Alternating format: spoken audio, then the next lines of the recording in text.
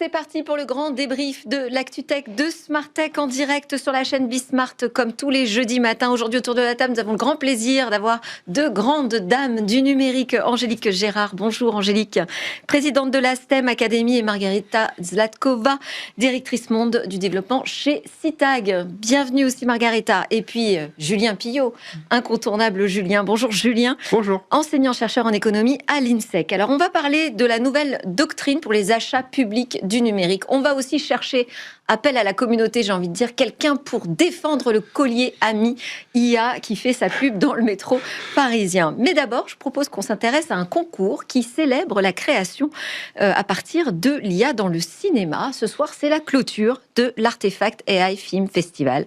Donc, concours de court-métrage réalisé intégralement, nous dit-on, à l'aide d'outils d'intelligence artificielle. Et pour lancer cette discussion, on est connecté avec François Brogui. Bonjour François. Bonjour Delphine. Vous êtes le co-organisateur avec MK2 de ce AI Film Festival. Donc, combien de films ont été soumis au jury cette année, puisque c'est la seconde édition? Beaucoup de courts-métrages, j'imagine. Ah oui, alors c'est la règle, de toute façon, le format, c'est 316 secondes pour être précis. Donc, de toute façon, c'est un court-métrage format maximum. On a cette année 265 candidatures. Okay. Et alors, sont soumis au jury les 20 déjà présélectionnés par la rédaction de MK2. Donc, le jury, en soi, ne voit que 20 films. Voilà. D'accord. Et alors, je disais intégralement réalisé à l'aide de l'IA. Qu'est-ce que ça veut dire exactement? Et donc, ça veut dire ça, c'est les images, le script, tout est fait par des IA?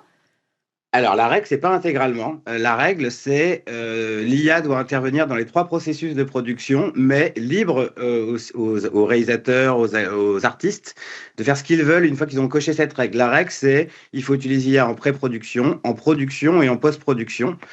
Il se trouve qu'effectivement, à la fin, 80% des films, 90 même, sont réalisés intégralement en IA, mais il y a 10% des films qui sont soumis, qui sont du live action, et l'IA est un outil qui est utilisé en pré-pro, en post et en pro pour soit améliorer l'image, le son, s'aider sur le script, des moodboards, etc. Mais la règle du festival n'est pas de prompter et d'utiliser intégralement l'IA pour réaliser. Okay. De toute façon, c'est pas ce qui est prôné ni par MK2 ni par nous. D'accord. Mais quel est l'intérêt de lancer ce type de concours ? Alors l'intérêt, d'abord, il y en a 2. L'intérêt de manière générale pour Artefact, c'est qu'on est une entreprise qui est soucieuse, donc qui est spécialiste en intelligence artificielle. Et je dirais le point de vue de l'entreprise, c'est que le sujet clé de l'IA, c'est l'adoption par toutes les populations. Donc ici, c'est la population créative, la population artistique du cinéma.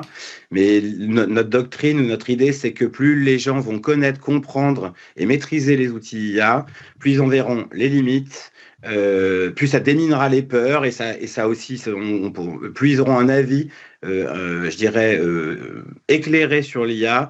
Et ça, l'idée, c'est d'enlever les peurs, mais aussi de conserver, de voir les limites des outils. Donc, nous, on est toujours favorable à ce que les gens adoptent les outils pour en mieux comprendre les opportunités, les limites, et aussi pour pas que il y ait une élite intellectuelle sur l'IA et le reste de la population qui est dépassée par le sujet. L'autre intérêt, il est plus pour nous, à titre personnel, chez Artefact, et pour MK2 aussi, c'est de voir finalement, c'est un test, quoi, du coup, on voit comment les gens s'emparent des outils, comment les créateurs s'emparent des outils, quelles sont les tendances. C'est aussi un laboratoire qui nous sert aussi à observer ça. Et bien sûr, après, on est aussi ravis de lancer des jeunes artistes, entre guillemets, parce que finalement, il y a quand même beaucoup soit de jeunes, soit de réalisateurs plus confirmés, mais qui se mettent à l'IA, parce que ils comprennent aussi que c'est un peu l'avenir. Et donc, ça permet de faire émerger des talents, des profils, des gens qui sont... Nous, on est impatients de voir le résultat, surtout qu'est-ce que ça va donner au final au cinéma, sur grand écran. Alors, vous pouvez pas nous révéler les gagnants, puisque la clôture, c'est ce soir. Le président du jury, c'est Cédric Clapiche. Ça lui parle, lui, l'intelligence artificielle? Il l'utilise déjà? C'est pareil, je pense que c'est la même curiosité qui l'anime, c'est-à-dire que c'est pas le profil de réalisateur le plus tech du marché, mais comme c'est un outil qui arrive dans la production, dans la post-production, etc., donc je pense qu'il a la même curiosité intellectuelle de voir comment les gens s'en emparent, et évidemment qu'il intègre ça maintenant à ses processus de production et post-production, puisque de toute façon, l'IA, c'est un gros fantasme, parce que en fait, l'IA existe déjà depuis longtemps, quelque part dans les outils. Voilà. Après, il y a la générative AI qui est le cran du dessus, mais structurellement, il y a déjà des outils en post-production utilisés dans le cinéma qui sont déjà avec de l'IA embarquée. François Braugui, je vais faire juste un tour de table pour savoir ce qu'en pensent mes chroniqueurs, mes commentateurs aujourd'hui sur cette irruption de l'IA. Parce que l'IA, ok, ça existe depuis longtemps, mais le vrai sujet, c'est l'IA générative, parce qu'on voit énormément de créations aujourd'hui, audiovisuelles, j'ai envie de dire, mais enfin des petites créations audiovisuelles sur les réseaux sociaux à partir d'IA générative. Vous en pensez quoi ?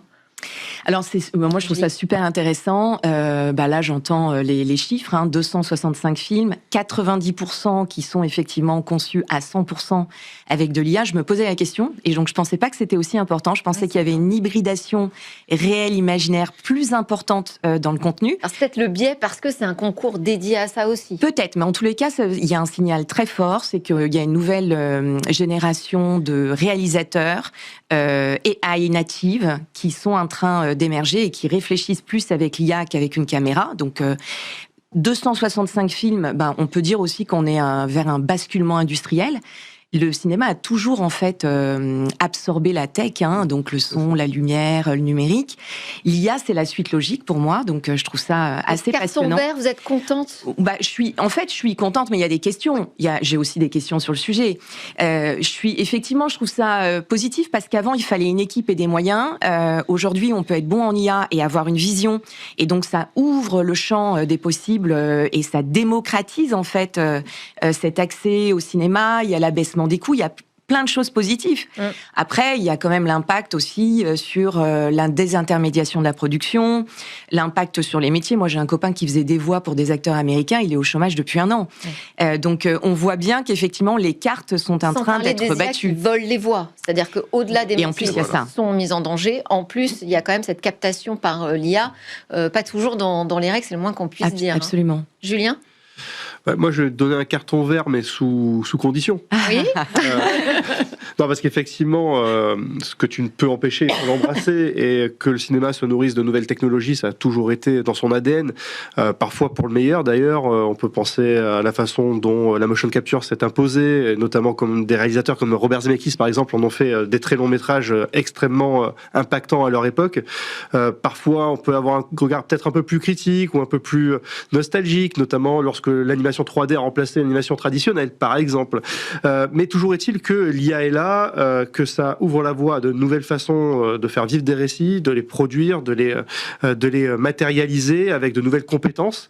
On espère juste effectivement que ça ne rendra pas obsolète tout un tas de compétences et laissera beaucoup de personnes sur le carreau. On espère également que ce soit conforme sur le plan juridique, qu'il n'y ait pas de vol manifeste de données, qu'il n'y ait pas d'infraction aux droits d'auteur, aux droits d'image. On voit d'ailleurs que certains acteurs américains commencent à faire breveter leur voix ou leur gestuelle pour ne pas être quelque part disrupté par l'intelligence artificielle. Mais encore une fois, je regarde ça plutôt avec un regard a priori bienveillant. Margarita, carton vert ? Carton vert et je pense carton rouge. Moi, je vais être un peu plus partagée. Ça, c'est parce que l'ancienne juriste en moi prend aussi le dessus. La tech en moi est tout à fait d'accord avec Angélique, avec Julien. Moi, je trouve que c'est pour la première fois où on voit l'IA jusqu'à présent était un outil, l'IA générative surtout est utilisée pour beaucoup de choses. Maintenant, ça devient un partenaire créatif. Oui. Donc, on passe à un niveau qui me semble très intéressant et passionnant et que je trouve fascinant. Et cet accès aux jeunes créateurs qui, jusqu'à présent, n'avaient pas les moyens de s'exprimer, de aussi montrer leur talent, je trouve ça fascinant.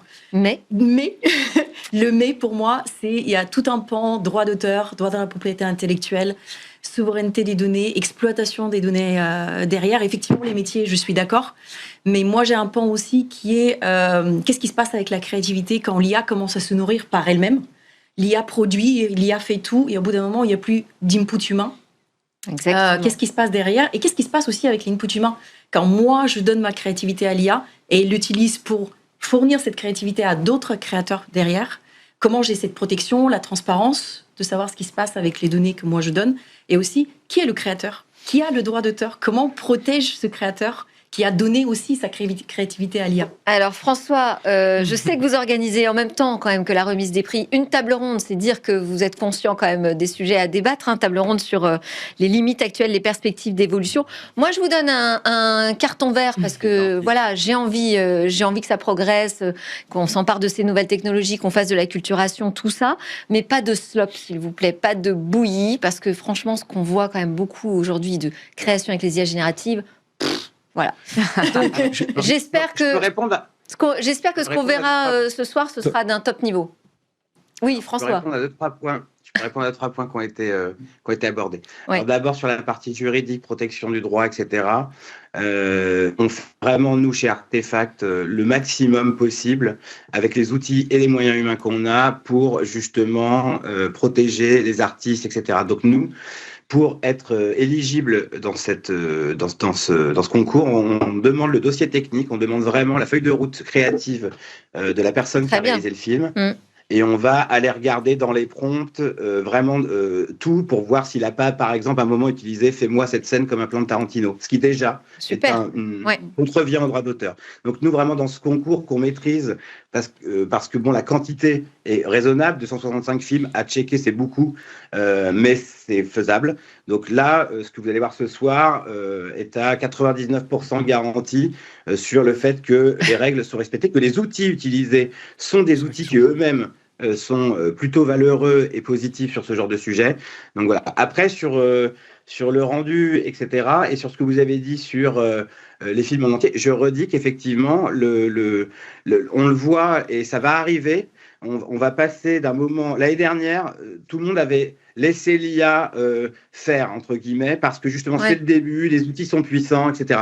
Là, on voit déjà que cette année, que en fait, l'humain, et donc l'artiste, dirige beaucoup mieux l'IA, qui devient finalement un quelqu'un qui est sur le plateau comme un autre, et il y a beaucoup plus de volonté d'aller rediriger, d'aller reprompter, etc. Et on arrive plutôt à une direction qu'à juste je prompte, l'IA fait un truc étonnant, je vais faire avec. Donc en fait, je pense que c'est ça qui est intéressant, c'est qu'on a de l'humain dans l'intention, dans la direction et dans le regard. Ouais, ça veut dire qu'on commence à apprivoiser vraiment. Bon, et je peux vous donner un exemple. Très rapidement, parce que là, on arrive au bout du temps qui nous est imparti. Très rapidement. Il y a un lauréat ce soir, notamment, qui a nourri l'IA, non pas avec les contenus Internet, entre guillemets, parce que l'IA s'absorbe d'Internet, elle a nourri l'IA avec ses propres dessins et moodboards, c'est-à-dire que du coup, le modèle c'est un modèle qu'elle s'est créé elle-même, entre guillemets. Voilà. Ça, c'est une approche artistique vraiment intéressante. C'est de la vraie créa. Ça fera peut-être partie des gagnants, qui sait. Merci beaucoup. Un lauréat ce soir. Merci François Brogui, je rappelle que vous êtes directeur général d'Artefact 3000. Nous, on enchaîne avec notre autre sujet, on va parler des achats publics avec cette nouvelle doctrine de l'État, publication d'une circulaire relative à cette commande publique par Anne Le Hénaff, la ministre du numérique et de l'IA, et puis David Amiel aussi, le ministre de la fonction publique, qui nous dit qu'on doit se désintoxiquer des outils non européens pour les usages critiques. Alors là, on parle bien des usages, on ne parle pas des données, parce que les données, ça c'est un domaine qui est réservé à la loi SREN, dont on attend d'ailleurs toujours les décrets d'application, je précise. Bref, cette circulaire, dont on attend la signature quand même encore du Premier ministre, nous dit que désormais, l'État, avant de choisir une nouvelle solution numérique, elle doit d'abord regarder ce qui existe, évidemment autour d'elle, déjà d'existant, mais sinon aller regarder sur le marché privé. Et ça, c'est un signal important de soutien à l'écosystème tech. Il y aura des ambassadeurs dans chaque ministère pour faire connaître ces solutions qui existent dans le privé. Et puis sinon, on construit une solution qui répond à son besoin. Ça répond à une grosse polémique sur la direction du numérique qui devient vraiment un fabricant important de ces solutions numériques. Je voulais avoir votre avis là-dessus. Carton rouge, carton vert sur la doctrine. La nouvelle doctrine pour la commande publique numérique. Carton vert, ok, moi je vous dirai après. Consensus. Alors, qui démarre? Allez, Angélique. Ouais, je peux démarrer. Je trouve qu'effectivement, en termes de souveraineté ou de résilience, c'est effectivement un point positif. Ça, on voit un point positif aussi à tout l'écosystème, parce que ça veut dire que notre écosystème d'éditeurs et de start-up françaises sont dignes de confiance. Oui. Donc, je pense que ça, c'est un point important. Ça viendra stimuler l'innovation si effectivement, au bout du compte, on choisit bien nos solutions françaises ou européennes. Je trouve que c'est en fait, on passe du slogan à l'action. C'est un vrai levier stratégique. Donc moi, je vois ça de façon très positive. Après, il va falloir aussi aider nos PME et nos ETI sur le sujet. Donc on a quand même des contraintes réglementaires importantes. On a besoin d'investissement. C'est quand même un gros sujet, le manque d'investissement sur ces solutions. Donc si effectivement, derrière, il y a un package global de politique nationale sur le sujet et que ça nous permet... Ça va quand même ouvrir le carnet de commandes de l'État, a priori. Ah oui, donc, puis c'est quand même ça va les aider, conséquent. ça. Je crois que c'est entre 170 et 300 milliards d'euros par an d'achats publics. C'est des marchés qui sont énormes, moi, non? j'avais pas ce chiffre Ouais, j'avais pour un doute. l'achat public numérique. Moi, j'étais plutôt autour de 4,5 milliards.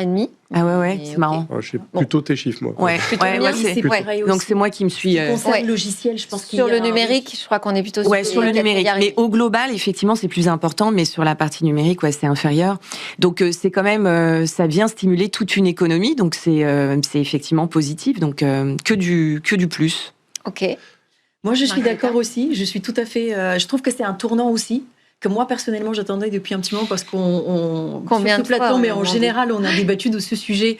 Et pour moi, la souveraineté numérique c'est plus une question de technologie, c'est une question de stratégie pure. C'est quelque chose qui touche toute notre vie. Ça touche la santé, ça touche l'administration, ça touche la défense, ça touche tous les domaines.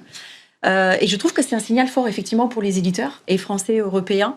Et ça devrait les aider à scaler, ça devrait les aider à monter en échelle, à maturité, parce qu'on manque la puissance des hyperscalers américains. Il faut qu'on soit honnête aussi. Je pense qu'on n'y est pas encore, ni en Europe, ni en France. Mais ouvrir ces investissements-là, c'est aussi d'abord effectivement une marque de crédibilité et de confiance, mais c'est aussi une possibilité pour eux de gagner justement cette maturité qui leur manque. Je trouve que c'est un signal extrêmement fort aussi pour toutes les solutions américaines, mais autres non européennes, parce que le marché devient pour moi beaucoup plus sain en termes de compétitivité, pardon, le terme anglais de concurrence. Ouais.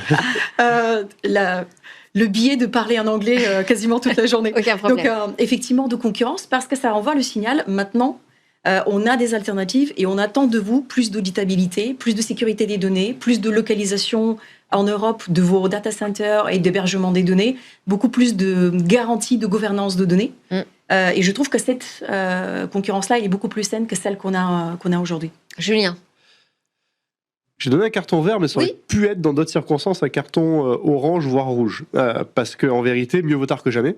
Et c'est pas quelqu'un qui parle de souveraineté, qui en parlait déjà lorsqu'il était jeune doctorant, alors souveraineté technologique, plus à partir de 2017, souveraineté numérique, qui va quelque part distribuer un carton d'une autre couleur qu'un carton vert lorsqu'on a ce genre de directive. Mais elle reste vraiment au milieu du gué, parce que elle faillit toujours sur l'essentiel, c'est-à-dire la compréhension de ce qu'est l'économie numérique.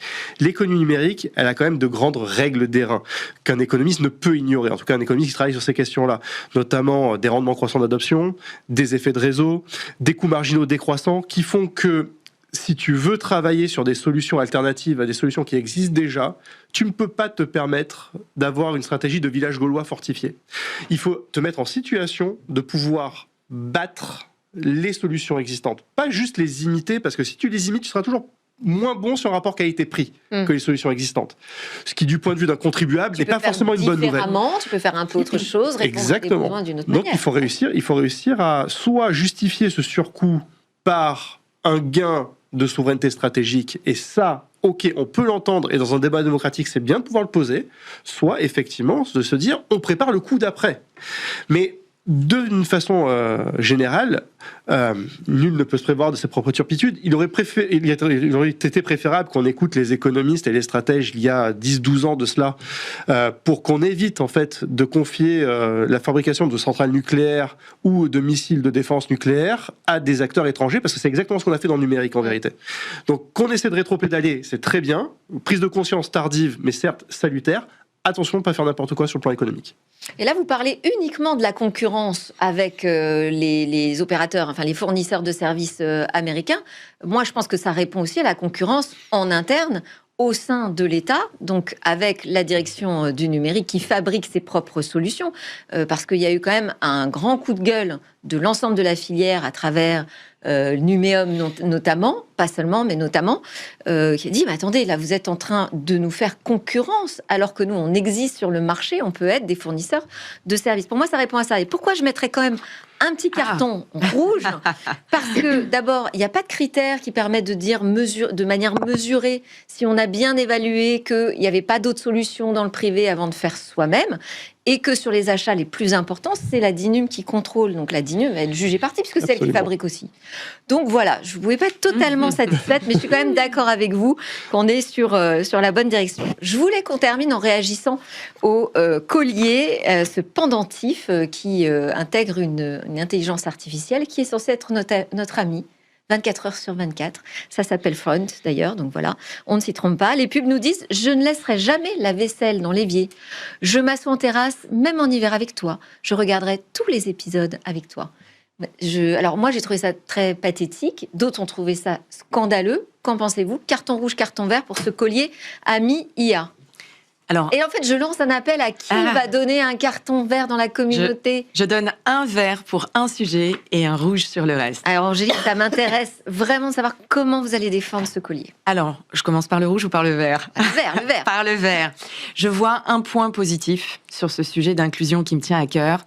C'est que je pense que sur le marché de la santé, du handicap et des seniors, ça peut être un outil, un amplificateur en fait d'autonomie pour les personnes qui en ont besoin. Mais donc, en quel sens? Mais ça peut les accompagner dans leur quotidien, sur plein de choses, en fait. On voit et puis, alors c'est drôle parce que, effectivement, moi, je l'achèterais pas. Mais j'ai déjà Léo Clé by Meta. Et donc, c'est ça le sujet, en fait. C'est que tout va très, très vite. Et donc, je pense, effectivement, que les seniors ne pas sortir le smartphone avec lequel ils ne sont pas toujours à l'aise. Moi, je vois ma mère, mes grands-parents. C'est pas facile toujours. En termes d'interface, c'est vrai. Donc en termes d'usage, c'est ultra simple. Et donc je pense que ça peut, et notamment pour des gens qui sont en situation de handicap, ça peut être extrêmement précieux. Quelqu'un qui est non-voyant, ça peut être extrêmement précieux d'être guidé, de pouvoir interroger son guide vocal au quotidien et de pouvoir circuler parce qu'on va lui dire précisément où il doit tourner, où il va trouver la boulangerie. Enfin, il peut y avoir plein de choses au-delà du frame, quoi. Ok. Après, je pense qu'il y a quand même un carton rouge derrière parce que non, enfin oui, c'était vert plus rouge. Oui, non, mais j'ai essayé on a l'IA qui quitte l'écran. Moi aussi, j'ai le collier, j'ai pas le collier ami, mais j'ai un collier Plo, pour donner le nom. Hein, d'accord. Qui me permet d'enregistrer les réunions, d'avoir des comptes rendus. Enfin voilà, c'est une petite IA portable. Ok, c'est très pratique. Là, ce qui me gêne, moi, c'est le concept de dire c'est un ami ou une amie. Oui, non, c'est extrêmement choquant. En fait, on n'assiste pas à une révolution technologique. On assiste effectivement à une potentielle révolution comportementale. Et c'est vrai que ça interpelle socialement. Donc, évidemment, pour toutes les raisons, c'est un non majeur et catégorique. C'est très questionnant par ailleurs parce que on l'a tout le temps sur soi. Donc, toute cette donnée qui est captée, on est finalement sous surveillance permanente. Est-ce qu'on peut parler de consentement éclairé? C'est des questions qui sont ouvertes aujourd'hui et qui sont effectivement inquiétantes. En même temps, elles vous ont fait rire, les pubs dans le métro, pleurer, ou elles vous ont énervé, vous? Honnêtement, il fallait comprendre déjà qu'on parlait bien de ça, parce qu'au début, ça fait vraiment un site de rencontre. C'est vrai. Honnêtement, ça donnait... moi, les premières impressions que j'ai eues dans le métro, j'avais l'impression que c'était un nouveau service de rencontre. C'est vrai. Il m'a fallu du temps pour comprendre ce que ça fait réellement. Je pense que c'était l'effet voulu. Hein. Oui, je pense qu'il fallait aller sur fred.com aussi, aller sur le site et regarder. Exactement. Moi, ce que je trouve... effectivement, je comprends le point de vue, Angélique, que tu as sur les personnes en fragiles et en dépendance. Moi, j'ai le point de vue inverse, parce que je trouve que ça favorise une dépendance cognitive qui est beaucoup plus dangereuse que l'aide que ça peut apporter. Peut-être que l'aide, ça peut être apporté par des outils qui s'inspirent, mais qui sont moins intrusifs. Mais moi, je trouve qu'on change complètement le biais de la relation humaine. On a un outil qui capte tout, non seulement les sons et les images, mais les émotions, les discussions, les interactions. On n'est plus sur des données personnelles, on est sur des données intimes. Et c'est plus ça que je trouve dérangeant. Ça crée aussi, on est devant un ami qui vous donne aussi la perception du monde, qui vous apporte tous ces biais sur la perception du monde et sur...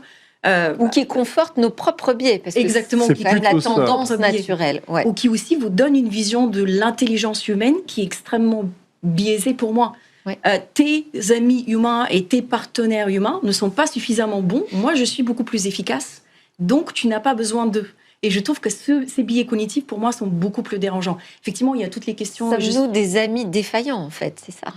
Ça, c'est une grande question. Et je suis d'accord qu'on a effectivement la partie juridique dont on a échangé juste avant l'émission, notamment où vont les données, pourquoi elles sont utilisées. L'usage commercial, c'est un de ceux qui me ferait moins peur. Ce qui me ferait plus peur, c'est l'usage algorithmique.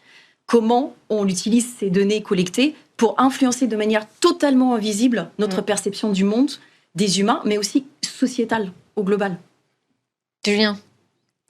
On se demande comment tourner le monde en l'absence de toutes ces gadgets numériques.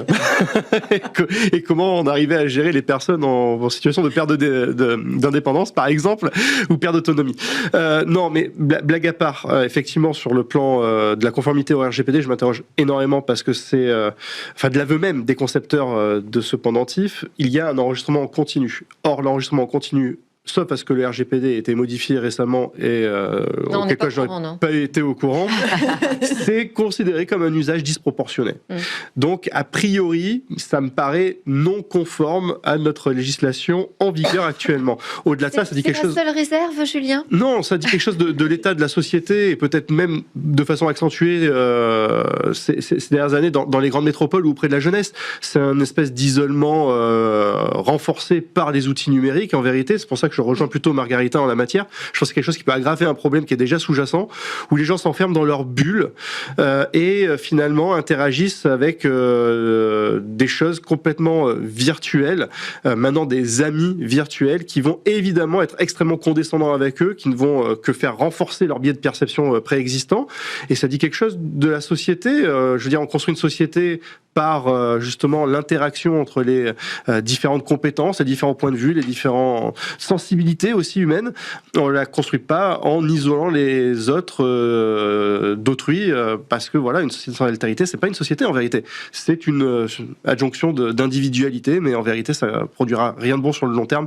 J'en suis convaincu. Et si ces outils-là contribuent à nous isoler davantage, ils participent au problème. Peu importe qu'il puisse y avoir une demande derrière. Mais le futur, je pense, de ces wearables IA, ça va jouer sur 2 critères. Donc, c'est la confiance absolue qu'on évoque et en même temps l'utilité réelle. Donc, mais c'est vrai qu'on voit déjà, il y a déjà des biais énormes sur l'utilisation. On parle d'amis, mais il est déjà question de partenaires, même de vie. Dans certains pays, c'est le cas. Donc, la frontière a été franchie, très clairement. J'invite tout le monde à lire le rapport international sur la sécurité de l'IA, édition 2026, qui a été préparé par un groupe d'experts sous la direction de Yoshua Bengio. On y découvre notamment l'ensemble des risques systémique pour la société. Merci beaucoup à tous les trois d'avoir commenté ces actualités avec moi. Angélique Gérard, présidente de la STEM Academy, Margarita Zlatkova, directrice monde du développement chez Citag, et Julien Pillot de l'INSEC, enseignant-chercheur en économie. C'était Smart Tech. Merci à vous de nous suivre avec une grande fidélité. On se retrouve la semaine prochaine. On sera aussi en direct à 10h45 pour commenter l'actu. Mais avant ça, je vous retrouverai lundi sur la chaîne Bismart pour d'autres discussions sur la tech.